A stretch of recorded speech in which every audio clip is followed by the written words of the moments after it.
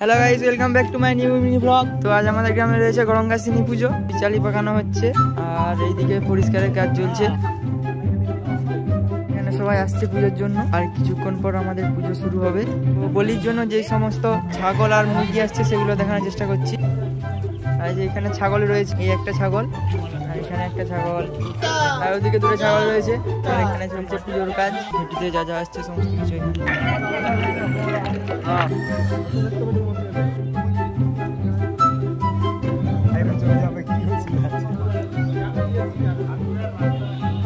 ছাগলকে ফুল খাওয়ানো হচ্ছে।